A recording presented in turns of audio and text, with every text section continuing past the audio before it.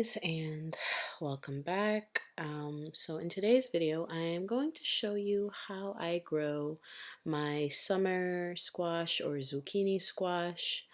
Okay, these are some of my favorite squashes to grow, or my favorite vegetables to grow, I grow them all types of ways: in pools, in the soil directly on the ground. I do a no-dig garden, and yeah, so I'll show you how I start my squash. So obviously you'll need some squash seeds, some paper towel, and a Ziploc bag, or you can use a plastic container with a cover. Okay, you're going to need to wet the little piece of paper towel, label the paper towel if you can, put your seed in it, fold it up, and simply put it into your Ziploc bag or your container and leave it in a warm, dark place for about 2 to 3 days, sometimes 4 days if it's not warm enough.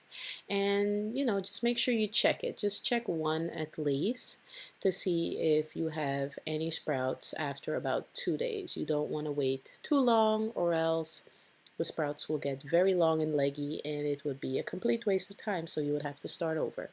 Alright, so as you guys could see, I wet the paper towel, I added my seeds, folded them up, and put them in the Ziploc like this. You want them moist, but you don't want them soaking wet. This is 3 days after I showed how I started it. So in 3 days, this is what you get. I actually like to put mine on the deck, by the grill, in the grill, because the grill is dark. It's not on, it's just dark in there and it's very warm.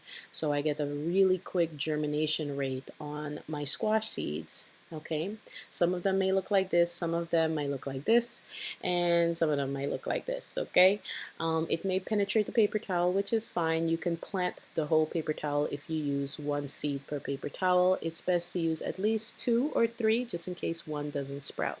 Here I'm using some of my worm castings or compost. I did a video on how I compost my kitchen scraps.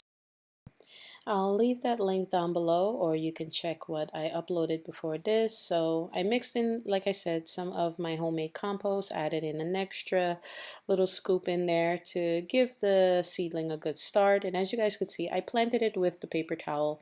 It's going to pop up the next day like there's no paper towel there, okay? And the paper towel will compost down into the soil and become one with the soil. Okay, once you have your seedling in there, just give that a good watering.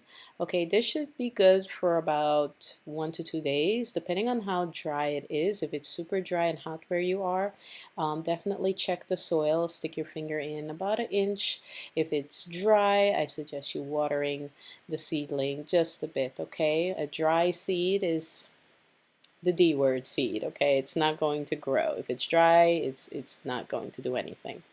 Alright, so as you guys can see, mixing in some more of my homemade compost and worm castings and planting the rest of the squash seedlings. And this one, you see the roots kind of grew into the paper towel, so that's perfectly fine. Don't be worried. Don't try to rip the roots out of the paper towel. Don't do that. You will damage the roots and then, kind of damage the seedling, which will give it a hard time, growing and giving you a nice, healthy squash plant. So just plant the whole paper towel with one seedling. Okay, so this is what it's going to look like the next day, and this is what it's going to look like on day 3 or 4, and this is what it looks like if it doesn't get enough sun. So make sure you plant your seeds in a sunny location.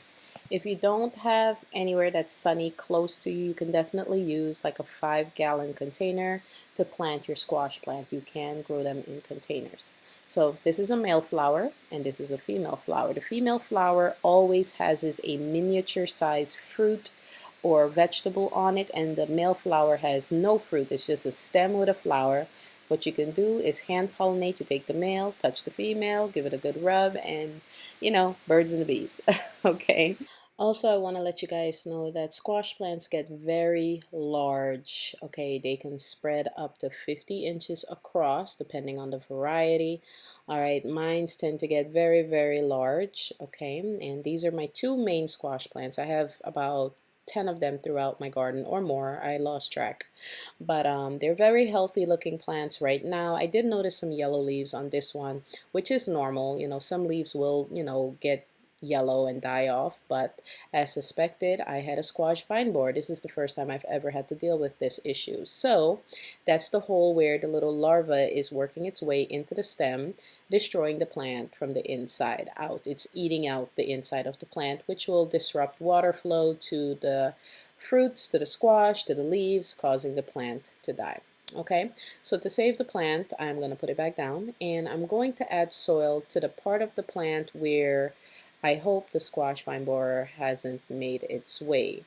What I should have did first was take the squash vine borer out, but it was so hot I just went ahead and did this first. I said I'll deal with it later, but this is just a way to save this plant. So what's going to happen is adding the soil on top of this part of the plant, because these plants, they grow very long. Okay, you can grow them up a stick if you want to, but I just leave them on the ground. I'm adding the soil on top. I'm going to water it, and that will cause it to root out, connecting the plant to the soil and getting the moisture that it needs to keep on producing and pretty much staying alive. So after the video filming of the day, I decided to do a little harvest of my cocozelle and caserta squash, and yeah, that was my harvest for that day of filming. I hope you guys enjoyed the video. If you did, give this video a thumbs up. Definitely follow my Garden of Queenie page on Instagram. I'll put the link down below in the description and the comment section, and I'll see you soon in another video. Bye guys.